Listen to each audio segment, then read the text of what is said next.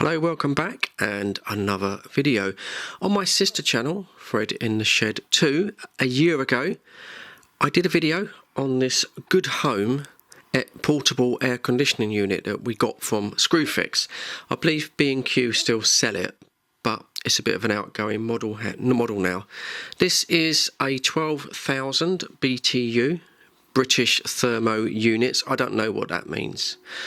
And I just thought I would update the video and tell you my findings on what I've discovered having used this for all of the summer last year. And at the end of the video I will tell you the costs, how much per hour this costs to use.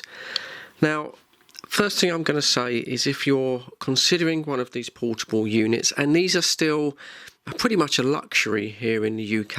I do understand in America you've had air conditioning for absolutely forever. If you're in the UK, our summers seem to be getting warmer. I'm making this video in mid-June and it's about 28 degrees outside. It's 7:30 at night. So global warming and all that, it does seem to be, we're getting hotter summers. If you are in the UK and you're looking at air conditioning, I think the outside units that you would buy, economically speaking, they would probably work out better in the long run. These all-in-one units are quite expensive to run, but then if you go for the outside units, I looked them up, they're about £1,500, and then you've got the fitting and everything, so you're well over £2,000. This cost about £400 when I bought it. It's still about the same price in the UK. It's about 400 to 450 for what I would call a reasonable quality 12,000 BTU unit. First problem you have with these units is noise. They are noisy. I'm pretty much sure they're all the same. This has a quiet mode that you can switch at night, where it switches the compressor off, and it mostly runs on the fan, but when that compressor switches on, it is noisy.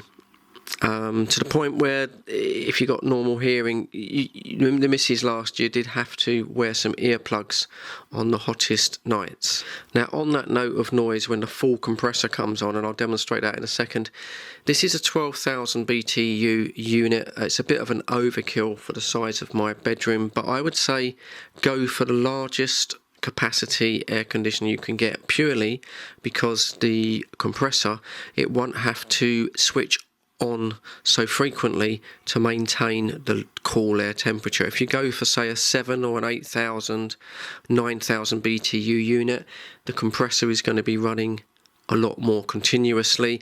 Cost wise, it's a smaller unit, but it will be using probably more electricity.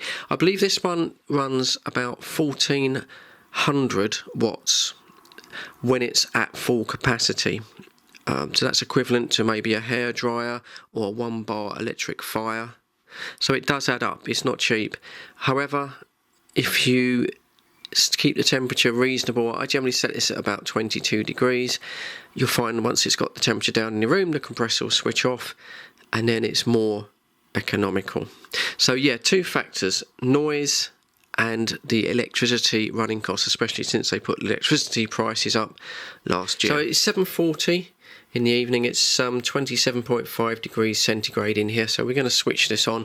Now this particular unit, it does have a timer function, so you can either put a delay on this, so it will switch on after, say, 2 or 3 hours delay, or it's got an off feature, so when you go to bed you can say, I'll have another couple of hours, and then it will switch off in the night. It does have a quiet mode, as I said. Also, this particular one is a heater as well, so you could use this in the winter. I believe it's a 2 kilowatt heater, and it has a dehumidifier setting again. If you've got damp in your house or in your flat, you can use it as a dehumidifier.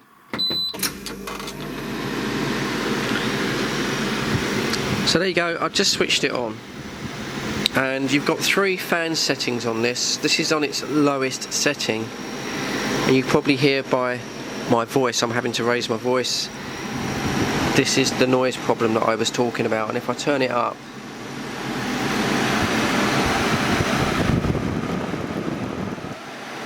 that's it running now at its maximum.